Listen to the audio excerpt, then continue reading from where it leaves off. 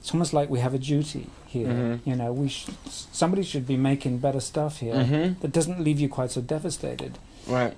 Well, I think some of that devastation comes from just watching the sadness in a lot of the performers' faces that you see nowadays. I mean, you really kind of instantly go to, who are they, how did they get there, and how can I help? Yeah. You know what I mean?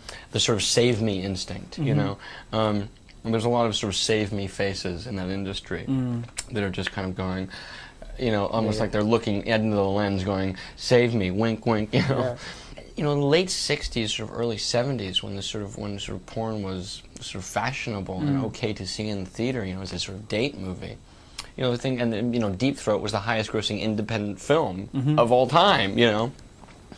Behind the Green Door was happening, but Midnight Cowboy was also happening. Yeah. See, what I think, what would have happened had it not been for video, is that more and more the sort of porn movie would have come closer to, you know, a sort of legitimate, you know, traditional narrative stuff. Traditional narrative stuff moving more towards sort of porno elements. It kind of did in other world cinemas, like in Japanese, like Aino Corrida and or Spain and French movies on what Pedro does. Totally, Pedro does, or even in Betty Blue. One example I've used before is, and it's not sort of doing it to be salacious or anything like that, it's saying like, how interesting would it have been to see Forrest Gump and Robin Wright, you know, and that Robin Wright character, make that baby that we see at the end, that sex scene. How does Forrest Gump have sex? You know what I mean? That's a great character, I think. Yeah. And it's not trying to sort of just give you a boner to show you Tom Hanks and Robin Wright, you know, see her tits in bed. It's going, what could be more sort of human, or what could be more of a like revelation of a character than watching them have sex? I mean, that says a lot about someone, I think, is how they sort of touch another person in bed.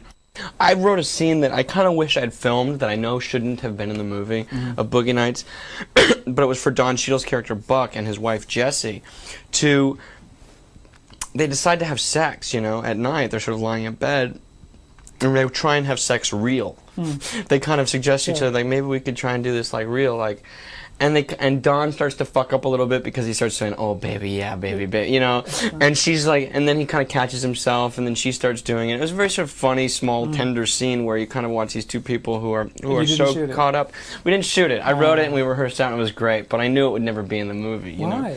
Why? I think that's really strong. I couldn't get it in. I couldn't get it in there in any place where I knew that I thought it was sort of taken care of in other places. This sort of like porno people trying to be real people. But it's so funny because I've been with sort of a situation where you're with a girl and suddenly you're like, where did this Elizabeth Berkley Showgirls sex thing come from? Do you think that's sexy somehow? Do you think I'm responding to that? Do you think this flopping around that you're doing is making me excited? Do you know what I mean? And I think there is porno movies have trained a lot of young people how to have sex, unfortunately. What would you assess the time span on Boogie Nights? We started shooting in July of '96, shot till October, and then edited from October to October. Right. So in '97. Yeah. So October '96 we started cutting, finished everything, a week before it came out. Wait until the last minute. And your first movie? First movie I shot in 28 days. Right. And then only had 3 weeks to do a director's cut, but then sort of got in the whole melee of fighting with this company, which lasted a year essentially, right? And backed me into Boogie Nights because I thought my first movie had been taken away from me completely, and the only way that I could deal with that was to go make another movie.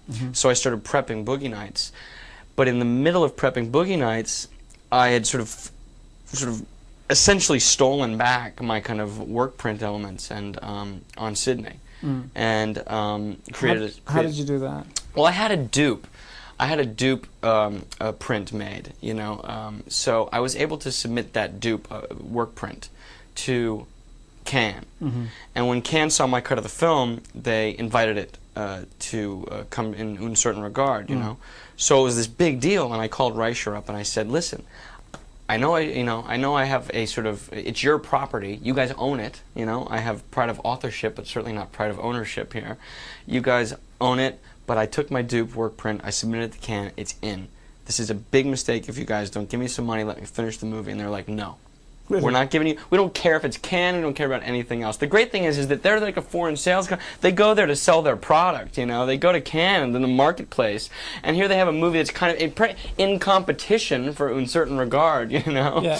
And they're like saying, no, we don't want to be there. First of all, they weren't going to let me go. They weren't going to let me take, even, and I didn't want to go into the fucking Grand Palais with my dupe work print. So I said, let me have the original negative elements. They'd already cut negative on their version, by the way, so I had to essentially I couldn't just match up my dupe work print to my negative. I mean, they'd already cut negative. Presumably they'd cut into your shots. Exactly. So how did you deal with that? I had to go to alternate takes, which, weren't as good sometimes, but essentially, because there's 3 or 4 very long Steadicam shots, and of course they cut, right into the middle of it. Can you splice back in now? You can, but you lose a frame. And it's kind of a great study in what one frame is, because a lot of times you go along and you're like, don't miss it, we feel good, and you're cruising along and you're taking your frames off because you're fixing it and you don't feel it, and then you get to one and you're like, that one frame makes all the difference. Sure. It's insane, and you don't want to feel like it does. But it just makes me think of this sort of issue of like,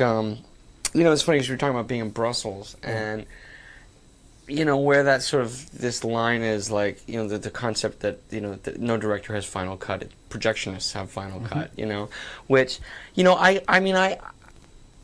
theaters are so fucked, you know what I mean, and you want to kind of go around and go, every theater in America, this THX is the biggest scam going. It's like, THX doesn't mean anything. It means that George Lucas gets a check to say, to write it, for some theater that's, now we're THX approved, so it sounds good, but it's bullshit. And not to mention all the sort of projectors, you spend all this time and you want it to look right and everything else. But I gotta say that when I kind of come down off my high horse a little bit, I like to kind of, my girlfriend and I went to, 4 or 5 months after Boogie Nights came out, just walking by this theater on the 3rd Street Promenade, and I was like, let's go in and look at it. And it was this terrible Fuji print, and it just looked terrible. And the scope, the ratio was all fucked up. That's because New Line have a Fuji deal. New Line have a Fuji deal, which I now... Canada. Yeah, but now I got rid of that. Did you? Oh, yeah. I said, there's no way I'm making a movie here with you guys again unless I get all Kodak prints. And so they signed off on it, which is good. And anyway, so I go to watch it. I'm watching this Fuji print, and it just sounds fucking terrible, and I'm kind of freaking out.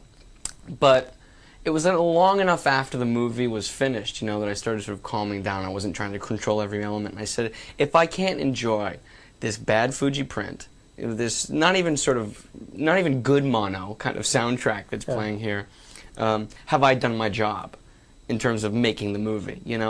This movie should be able to come off. The story should be able to work. Was it a fucking Fuji print, or it's not even barely mono? What do I do here? Which one do I want to be? Do I want to be the guy that has a fucking Kodak print in here and it's precise and perfect, and that's the only way it can work? Or do I want to be the guy that goes, yeah, I know it looks like shit, it sounds like shit, but you liked it, didn't you? I want to get my get your pizza, man. Sorry. I just want to get one. Oh shit. Yeah.